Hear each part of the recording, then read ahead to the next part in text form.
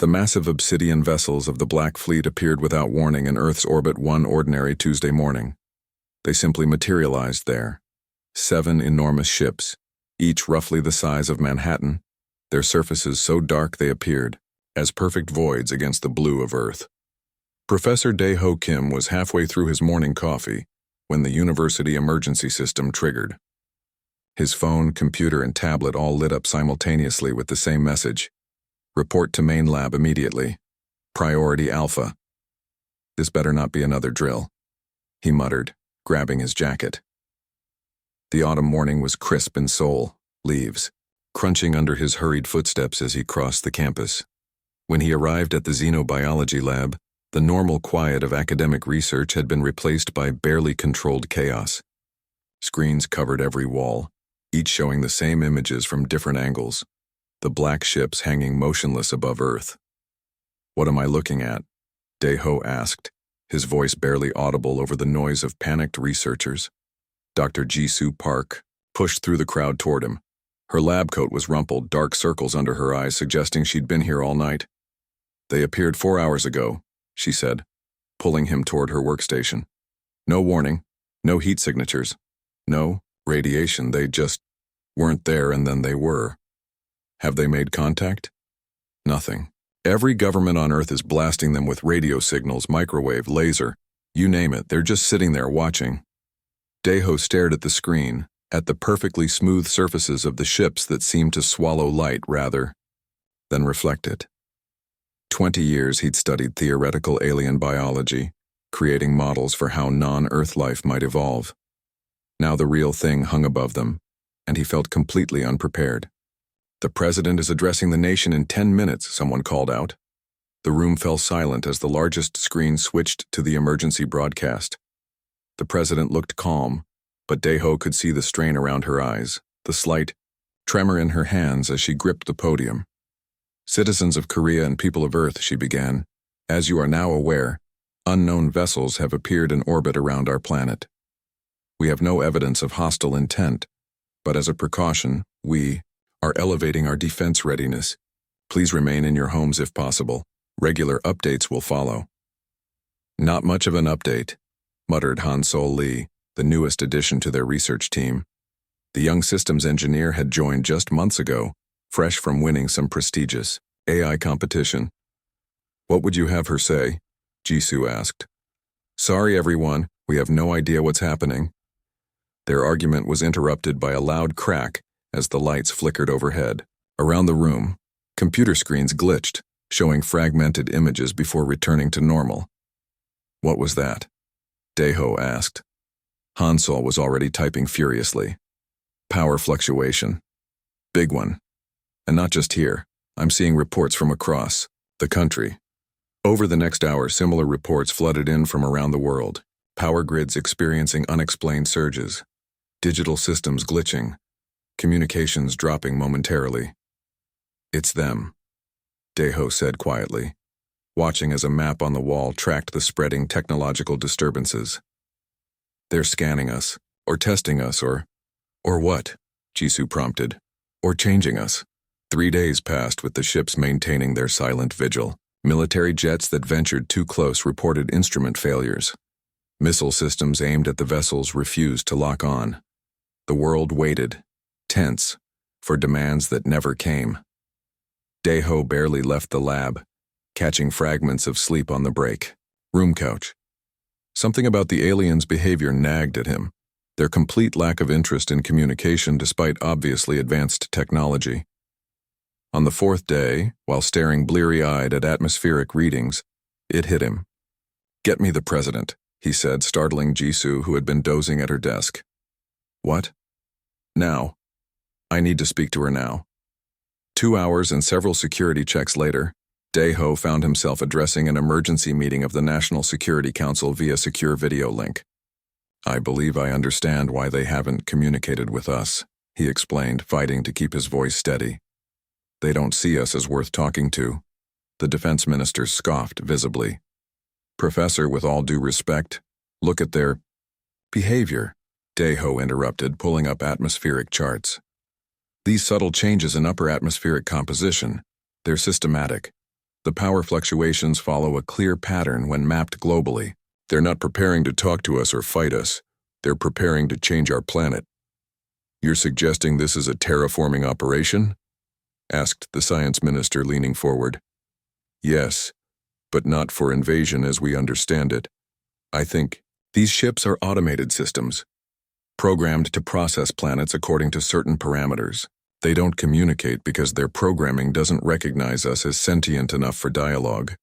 The room fell silent as the implications sank in. Then what are we to them? The president finally asked. Zhou took a deep breath. Just another environmental variable to be adjusted, like the nitrogen content in the soil or the bacteria in the oceans. We're simply in the way. As if to punctuate his theory, the lights in the conference room flickered again. Outside the window across Seoul's sprawling cityscape, entire districts went dark for seconds before power returned. The Black Fleet wasn't sent as a warning, Zhou said quietly. If I'm right, they're the end of Earth as we know it, unless we can make them see us. 3 months after the Black Fleet's arrival, the world had settled into an uneasy routine. The giant ships remained in orbit, silent and watchful, while humanity continued its desperate attempts to understand them. Zhou hadn't seen his apartment in weeks. The university had converted the entire science building into a research center, focused on the fleet, and he'd been living out of his office, sleeping on a cot when exhaustion finally overcame him. You look terrible, Jisoo said, placing a cup of coffee on his desk. The steam rose between them, fogging her glasses slightly. When was the last time you showered? Tuesday? Maybe Monday. Zhou rubbed his eyes. The computer screen before him showed atmospheric readings that confirmed his worst fears. It doesn't matter, look at this. Jisoo leaned over his shoulder, her expression changing as she processed the data. The oxygen content is down another 0.3%. And methane levels are up. It's happening exactly as I predicted, but faster than I thought possible. What had begun as subtle atmospheric changes had accelerated in recent weeks. The fleet was terraforming Earth, not through dramatic Hollywood-style destruction, but through precise methodical alterations to the very chemistry of the planet. The UN meeting is in 2 hours, Jisoo reminded him. We should head to the helicopter. The Emergency United Nations Council had been meeting weekly since the fleet's arrival, but today was different. Today, they had proof. The General Assembly hall was packed with representatives from every nation, the normal diplomatic decorum replaced by tense, fearful faces. When Zhou and Jisoo were called to present their findings, the room fell into a hushed silence. 3 months ago, I theorized that the Black Fleet wasn't a conventional invasion force, Zhou began, his voice echoing through the hall.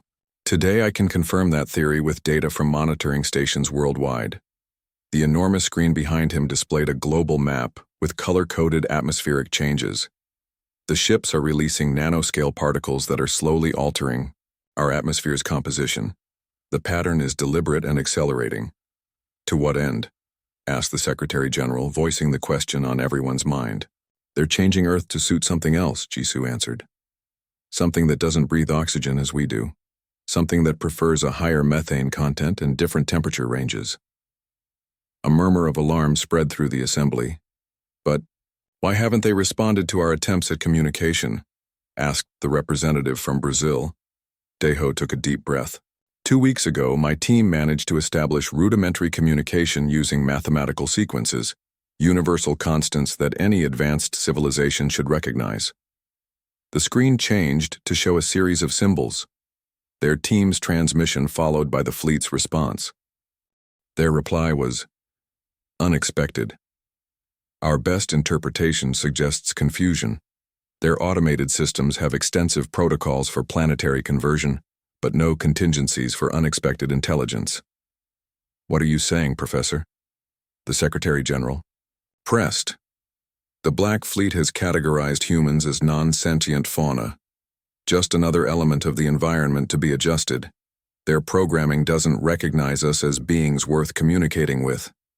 The hall erupted in outrage. Representatives shouted questions and demands, some calling for immediate military action. others for evacuation plans that everyone knew were impossible.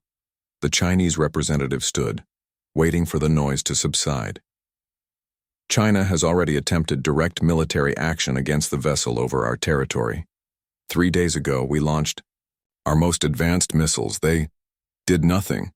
The shields around the ships absorbed every impact without visible effect. Similar reports followed from other nations. Russian railguns, American laser systems, European drone swarms, all equally ineffective. So we just wait to die? Someone called out from the back of the hall. Daiho exchanged a glance with Jisoo. No. Their dismissal of our sentience might be their greatest weakness. Back in Seoul, the team expanded with specialists from around the world. Han Sol Lee had become the lead on understanding the fleet's communication systems, working around the clock to decode their transmissions. It's not a language barrier, Han Sol explained during one late-night session, his eyes red from lack of sleep. It's a conceptual one. They operate on pure logic and programmed responses. Their systems have no capacity for abstraction or creativity. Daiho watched as Han Sol brought up a new simulation on the main screen. So what are you suggesting? I've been analyzing their response patterns. When we send straightforward information, mathematical, sequences, physical constants, they process it normally. But when we send something ambiguous or paradoxical, the screen showed a graph with erratic spikes. These are processing delays in their response. The more abstract or emotional the concept, the longer it takes them to respond. If they respond at all. Jisoo leaned forward, understanding dawning on her face. Their systems can't handle what they can't categorize. Exactly, Han Sol nodded. And humans are really good at creating things that defy simple categorization. Outside, the sky had taken on a strange, greenish tinge, a result of the fleet's atmospheric manipulation. Reports of respiratory problems were increasing worldwide. Several species of plants had begun to die off, unable to adapt to the changing air composition. Time was running out. We need to take this to the military, Daiho said, his mind racing with possibilities. If conventional weapons don't work, maybe unconventional thinking will. 2 days later, they presented their findings to a joint military command. General Yoon, a stern woman with gray-streaked hair, listened with growing interest. You're suggesting we attack them with art and emotions? She asked, skepticism evident in her voice. Their quantum communication network is vulnerable to unpredictable input patterns, Han Sol explained. Think of it like overloading a computer with nonsensical commands. The system doesn't know how to respond, so it lags or crashes. The room fell silent as the military leaders considered the implications. What exactly would this attack look like? General Yoon finally asked. Daiho took a deep breath. We call it Project Chaos, a global initiative to flood their systems with uniquely human concepts, paradoxes, abstract art, poetry, humor, contradictory emotional expressions, transmitted directly to the fleet using their own communication frequencies. Meanwhile, Jisoo added, military forces would need to adopt completely unpredictable attack patterns, not to destroy the ships, but to further confuse their systems. As they spoke, the lights in the command center flickered, a now common occurrence as the fleet's influence spread. General Yoon looked up at the ceiling, then back at Daiho. Traditional warfare isn't working. We might as well try something untraditional. She stood abruptly. You have the resources of the military at your disposal, Professor. Make your Project Chaos happen. As they left the command center, Jisoo voiced what they were all thinking.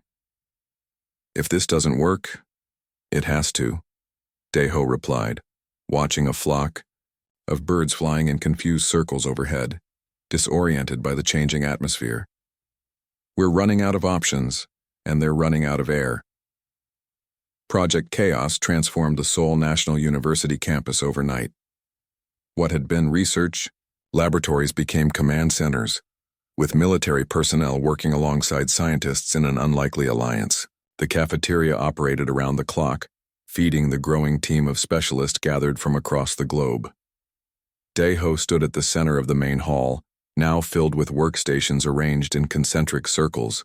Digital displays covered the walls, showing real-time data from the Black Fleet and the deteriorating atmosphere.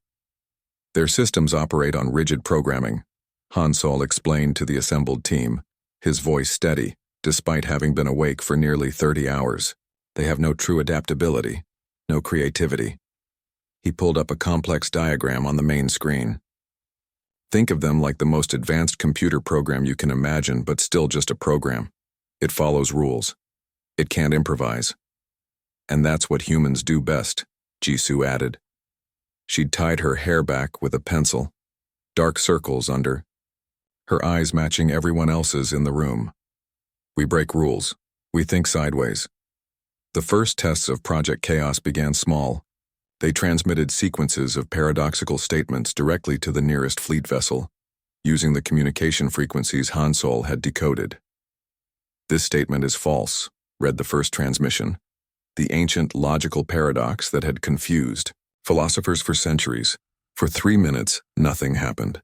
Then a brief fluctuation appeared in the fleet's energy signature. "Again," Daeho ordered. "Something more complex." They sent artistic images next. Abstract paintings by Kandinsky, optical illusions, surrealist works by Dali. Each transmission resulted in longer energy fluctuations from the fleet. "It's working," Han Sol whispered, staring at his readings. "Their processing systems are struggling to categorize the input." Word spread quickly.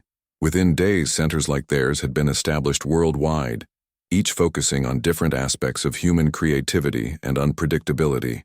In India, they transmitted complex ragas, music built on improvisation and emotional expression. From Brazil came transmissions of carnival dances, chaotic and joyful. Russian centers focused on chess games with illogical, seemingly random moves that defied strategic analysis. Meanwhile, military forces shifted tactics completely. Gone were the organized formations and strategic strikes that had proven useless against the fleet's defenses. Instead, they adopted what General Yoon called chaos protocol, completely unpredictable patterns of movement and engagement. Fighter jets flew random trajectories. Naval vessels changed course without apparent reason. Ground forces moved in patterns based on lottery numbers or the rhythm of popular songs. "We're becoming noise to their systems," Daeho explained during a global briefing. "Something they can't predict or categorize." For the first time since the fleet's arrival, humanity had found something that seemed to affect them. 2 weeks into Project Chaos, Han Sol burst into Daeho's makeshift office, his typically calm demeanor replaced with barely contained excitement. "Look at this," he said, thrusting a tablet into Daeho's hands. Energy readings from the fleet over the past 48 hours. The graph showed growing instabilities in the ship's power signatures, small but unmistakable. And the atmospheric changes? "Slowing," Jisoo confirmed, joining them with her own data. "Not stopping yet, but definitely slowing." For the first time in months, Daeho allowed himself a small smile. "We need to push harder." The next phase of Project Chaos was more ambitious. Using the global network of deep space communication arrays, they began transmitting humanity's greatest contradictions directly to the fleet, concepts that defied logical categorization: love and hate, selfishness and sacrifice, war and peace. The history of human civilization compressed into bursts of information that showcased our capacity for both terrible destruction and extraordinary creation. Artist Yeonjin Cho led a team creating new works specifically designed to confuse the fleet systems. Visual art that changed meaning when viewed from different angles. Music that combined mathematical precision with emotional resonance. Poetry that violated every rule of language while creating new ways to express feeling. "They're trying to adapt," Han Sol reported one morning, pointing to new patterns in the fleet's communications. "Their systems are attempting to create filters for our transmissions." "Then we change again," Daeho said. "Humans are good at that, too." The military aspects of Project Chaos evolved as well. General Yoon had recruited Taiwan Kang, a former security specialist known for his unconventional thinking, to lead the global military response. "Conventional warfare follows patterns," Taiwan explained during a strategy session. "Even when we think we're being unpredictable, We fall into recognizable strategies. The fleet's systems can predict those patterns easily. His solution was radical. Military decisions would be partly determined by random chance. Rolling dice, drawing cards, weather patterns, child's play. The movements became truly unpredictable because they were untethered from strategic logic. It's like trying to play chess against someone who suddenly starts moving pieces according to the flight patterns of nearby birds, Taewon said with a rare smile. You can't defend against what you can't predict. The effects became more noticeable. The Black Fleet's ships began showing visible signs of system disruption, lights flickering across their hulls, occasional bursts of energy releasing into space, positional adjustments becoming less precise. 6 weeks into Project Chaos, they detected the first major breakthrough. One of the smaller fleet vessels briefly powered down all external systems before restarting. We crashed it, Han Sol said in disbelief, staring at the readings. We actually crashed one of their systems. The victory celebration was short-lived. Within hours, the fleet's terraforming activities intensified, a defensive response to the perceived threat. They're accelerating the process, Jisoo reported grimly, showing the latest atmospheric readings. Oxygen levels are dropping twice as fast now. Daeho looked around the room at the tired faces of his team. We need something bigger, something they can't possibly filter or adapt to. That night, as he stared at the ceiling above his cot, an idea formed in Daeho's mind, audacious and possibly desperate but potentially effective.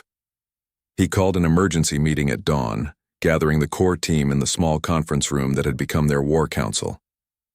Their systems can't handle human unpredictability and emotional complexity, he began. So far, we've been sending them samples, bits and pieces of what makes us human. He took a deep breath. What if we send them everything? Silence fell over the room. Everything? Jisoo finally asked. All of it. Art, music, literature, philosophy, history, science. The full spectrum of human creativity and contradiction. Not as separate transmissions, but as one massive data burst directly into their central processing hub. Han Sol leaned forward, eyes wide. That would require more bandwidth than we've ever attempted, and we'd need to locate their central hub first. Can it be done? Daeho asked simply. Han Sol was quiet for a long moment, calculations running behind his eyes. Yes, he finally said, but we'd only get one chance. As they left the room to begin preparations, Jisoo caught Daeho's arm. If this works, if we overload their systems completely, what happens then? I don't know, he admitted, but it has to be better than suffocating on our own planet. Outside, the sky had taken on a deep rust color, the atmosphere changing visibly day by day. Birds had largely stopped singing. Plants withered in parks and gardens. People wore breathing masks even indoors. Project Chaos had become humanity's last best hope, and they were about to go all in. The sky burned orange at dawn, an alien hue that no one had grown accustomed to despite the months since the fleet's arrival. Breathing had become difficult without filtration masks, and the first cases of mass plant die-offs were being reported worldwide. The fleet had accelerated its terraforming process, apparently responding to Project Chaos as a threat that needed to be neutralized quickly. Daeho stood at the window of the command center, watching people hurry across the university grounds with their faces covered. Time was running out faster than anyone had predicted. We've found it, Han Sol announced, his voice cutting through the room's tense atmosphere. Despite working around the clock, he somehow maintained his focus, fueled by a combination of determination and energy drinks. Everyone gathered around his workstation as he pulled up a three-dimensional model of the fleet. The central processing hub, he explained, highlighting one section of the largest ship. We've analyzed communication patterns between the vessels. All commands flow from this point. You're sure? Daeho asked, leaning closer to the display. As sure as I can be. The energy signatures, the transmission patterns, everything points to this location as their command center. Jisoo joined them, carrying tablets filled with the latest atmospheric data. Whatever we're going to do, we need to do it soon.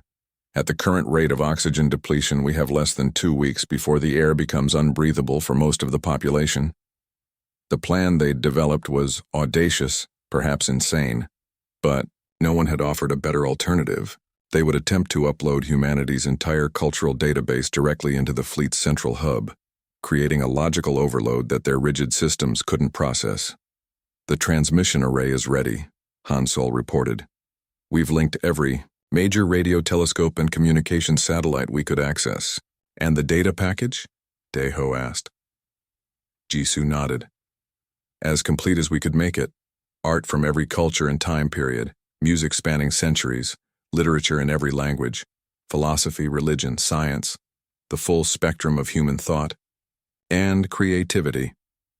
Plus the contradictions," added Yunjin, the artist who had joined their core team. "War and peace, love and hate, creation and destruction, all the paradoxes of human existence." The data package had been carefully constructed to be as unprocessable as possible to the fleet's rigid logical systems, filled with emotional complexity, creativity, and unpredictability that defied algorithmic categorization. "When do we transmit?" General Yoon asked, joining them from the military section of the command center. Deho looked at Hansol, who checked his calculations once more. "The fleet orbits bring the command ship closest to our main transmission array in 6 hours. That's our best window." "Then we have 6 hours to prepare," Deho said. "Let's make them count." Around the world, military forces under Taiwan's command prepared for what might be their final coordinated action. Not an attack in the traditional sense, but a massive distraction. The most unpredictable maneuvers they could execute, designed to occupy the fleet's defensive systems while the data upload proceeded. "Remember," Taiwan instructed the global forces via secure channel, "your only objective is unpredictability. No 2 units should move in the same pattern. Use the random protocols we've established. The more chaotic your movements, the more processing power they'll need to track you." In the command center, final preparations were underway. The transmission would require more power than the campus grid could provide, so they'd arranged for emergency generators and had rerouted power from several surrounding districts. "The city's going to go dark when we do this," Hansol warned. "And not just Seoul. Power grids across Asia will feel it." "They've been warned," General Yoon confirmed. "Emergency services are on standby." As the countdown approached, Deho found a quiet corner and called his parents. They'd been relocated to a breathing station in Busan when his father's respiratory problems had worsened. "How are you holding up?" he asked, trying to keep his voice steady. "We're managing," his mother replied, her image on the screen partially obscured by her breathing mask.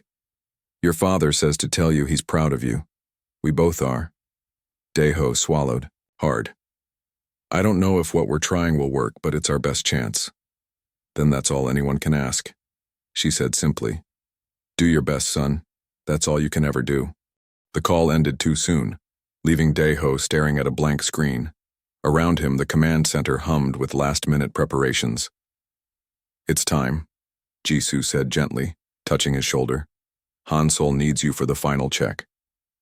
The transmission array had been built in what was once the university's soccer field, a massive construction of repurposed satellite dishes and communication equipment. Engineers made final adjustments while armed guards maintained a perimeter. "Power systems are go," Hansol reported as Deho joined him at the control station. "Transmission packages loaded and ready." Deho looked up at the orange sky where the black fleet hung visible even in daylight, black shapes against the unnatural color. "Begin the countdown." In orbit, military spacecraft began their chaotic dance, moving in patterns generated by everything from dice rolls to the random movements of fish in the university's aquarium. Fighter jets screamed across the sky in zigzagging paths. Naval vessels executed turns and maneuvers that defied tactical sense. "The fleet is responding," General Yoon reported, watching tracking data. "Their defensive systems are activating, trying to predict movement patterns." "Good," Deho said. "Keep them busy." The massive transmission dish oriented itself toward the command ship, now visible as the largest silhouette against the orange sky. "Transmission in 3, 2, 1. Hansol counted down, his finger hovering over the activation control. The campus plunged into darkness as power diverted to the array. A deep hum built beneath their feet as the transmission began. Humanity's collective creativity and contradiction flowing upward in an invisible stream of data. For several tense minutes, nothing seemed to happen. The fleet remained in position, apparently unaffected. "Did it work?" General Yoon asked, squinting at the sky. Before anyone could answer, a visible shudder ran through the command ship, a ripple across its perfect black surface. Then another. "We're getting through," Hansol whispered, staring at his readings. "Their systems are trying to process the data but can't categorize it fast enough." The effects spread slowly at first, then with increasing speed. Lights flickered across the fleet's hulls. Energy discharges sparked between vessels. The perfect formation they'd maintained for months began to waver as ships drifted slightly out of alignment. "Keep transmitting," Daeho ordered, even as warning lights flashed across their own systems. "Don't stop until—" He never finished the sentence. A massive energy pulse erupted from the command ship, washing over Earth in a wave that knocked out power grids and communication systems across the hemisphere. The transmission array sparked and died, components melting from the feedback. When emergency power came on minutes later, they rushed outside to see the results. Above them, the fleet's perfect formation had dissolved. Ships drifted at odd angles, some dark and apparently powerless, others pulsing with erratic energy discharges. "Did we kill them?" someone asked. "No," Daeho said, watching the ships closely. "But I think we gave them something they've never encountered before, something their systems weren't designed to handle." "Humanity," Jisoo said quietly beside him. In the days that followed, Earth held its breath. The atmospheric changes slowed, then stopped entirely. Some ships of the fleet remained dark and drifting. Others maintained position but made no further attempts to transform the planet. "They're recalibrating," Hansol concluded after analyzing what little data they could gather with their damaged systems. Their programming included no protocols for this situation. A week after their desperate gambit, the first communication came, not the mechanical responses they'd received before, but something more complex, something almost like a question. "They want to know what we are," Hansol said, translating the signal pattern. I think we finally got their attention." The Black Fleet wasn't a warning. It was the end. HFY Story Part 5. Humanity Ascendant. The world woke to a new reality. After months of terror and weeks of desperate resistance, the sky was beginning to lose its orange tint. Satellite readings confirmed what people could feel in their lungs. Oxygen levels were slowly rising again, the atmosphere gradually returning to its natural state. The Black Fleet remained in orbit but changed. The perfect formation was gone. Some ships drifted aimlessly, their systems apparently offline. Others maintained position but showed visible changes. Sections of their black surfaces now pulsed with soft blue light, almost like questioning eyes looking down at Earth. In the command center at Seoul National University, now operating on a patchwork of restored power systems, Daeho studied the latest communication from the fleet. What had begun as simple signal patterns had evolved rapidly over the past 2 weeks. The exchanges were becoming more complex, more nuanced. "They're learning," he said, not bothering to hide the wonder in his voice. "Their systems are actually adapting." "Not just adapting," Hansol replied, looking up from his workstation. "They're rewriting their own programming. Our data upload didn't just crash their systems, it changed them fundamentally. The command ship, once the coldest and most mechanical in its responses, now sent transmissions filled with what could only be described as curiosity. Questions about human art, music, literature, requests for clarification on concepts like humor and metaphor. Most surprisingly, attempts at creativity, strange alien patterns that nonetheless showed the beginnings of something beyond pure, logical processing. "It's like we infected them with humanity," Jisoo said, half joking but with an undercurrent of seriousness. "Their rigid programming couldn't handle our contradictions, so it's evolving to try.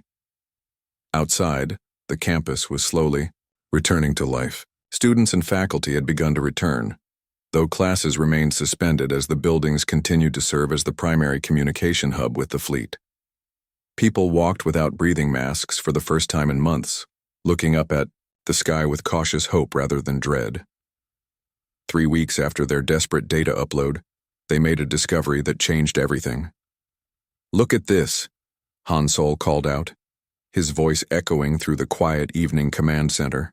Most of the team had gone to get much-needed rest, but Daiho, Jisoo, and a few others remained, monitoring the fleet's communications. They gathered around Han Sol's screen, where he had isolated a repeating pattern in the fleet's transmissions. "First I thought it was just system noise," he explained, highlighting the pattern. "But it's too regular, too persistent. It's embedded in every communication now like a signature." "What does it mean?" General Yoon asked, peering over their shoulders. Han Sol took a deep breath. "It's a countdown." The room fell silent. "To what?" Daeho finally asked, voicing everyone's fear. "Another attack?" "I don't think so," Han Sol said, pulling up more data. "The energy signatures of the fleet are all wrong for weapons charging. This is something else. Something bigger."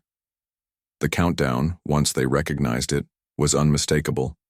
A steady progression, tracking what appeared to be just over 4 months. Global defense systems remained on alert, but as days passed with continued communication and atmospheric improvement, a new theory began to form.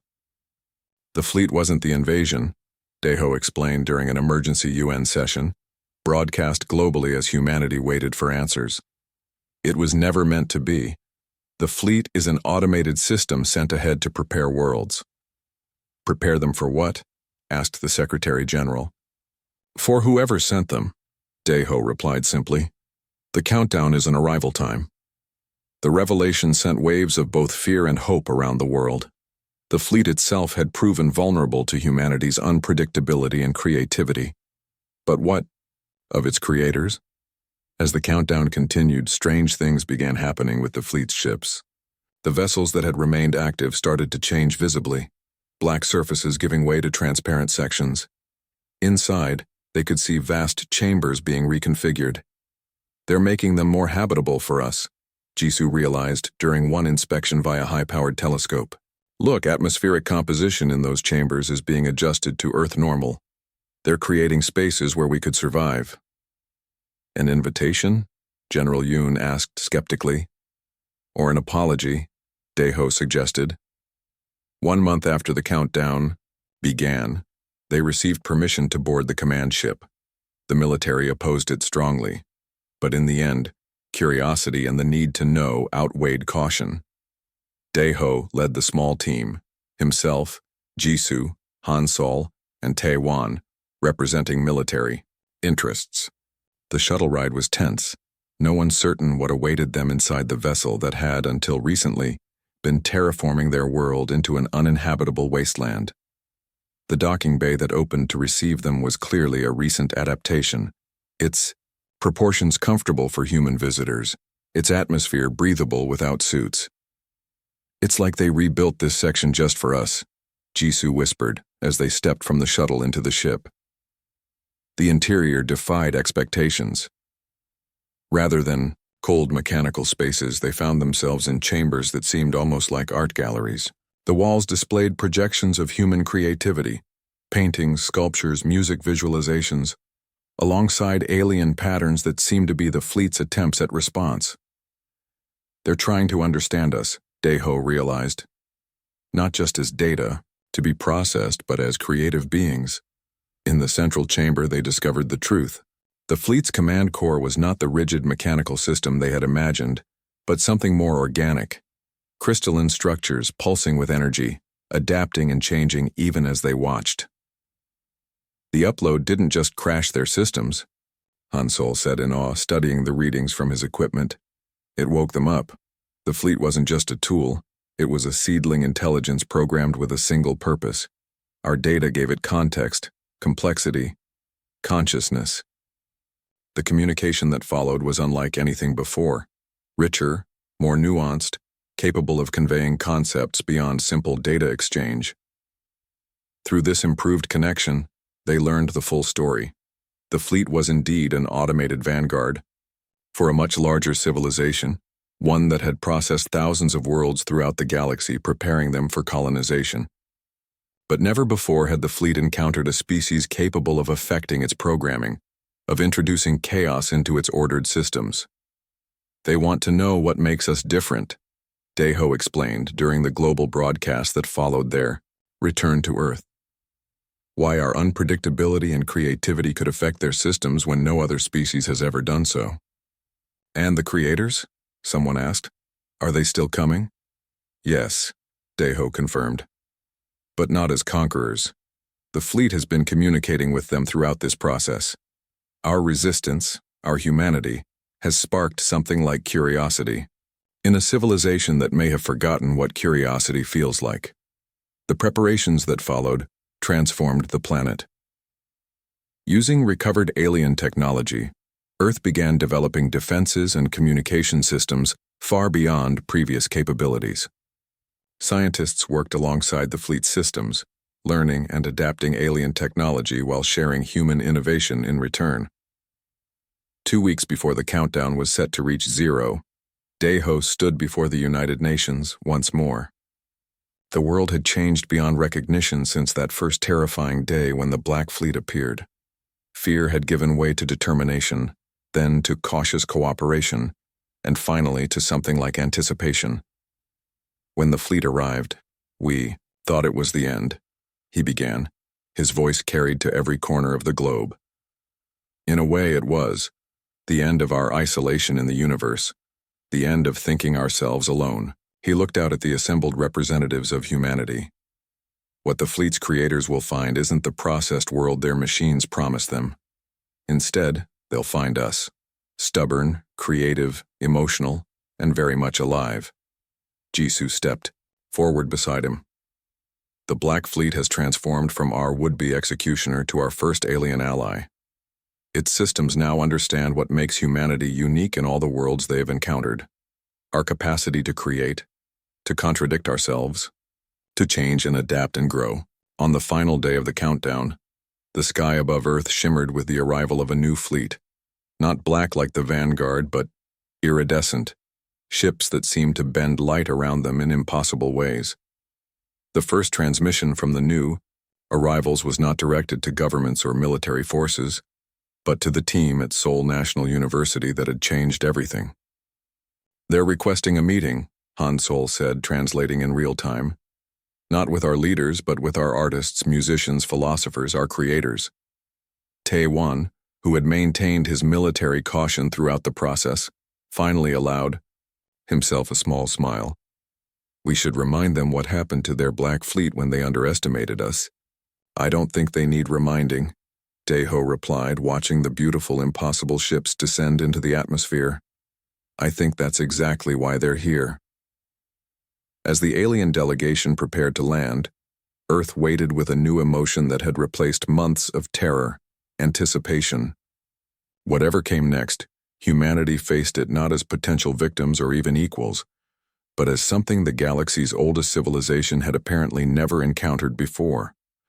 A species that could not be easily categorized or processed. A species that turned a weapon against itself through sheer creative will. A species whose messy, contradictory nature had awakened an ancient intelligence to new possibilities. The Black Fleet wasn't a warning or the end. It was, against all odds, just the beginning.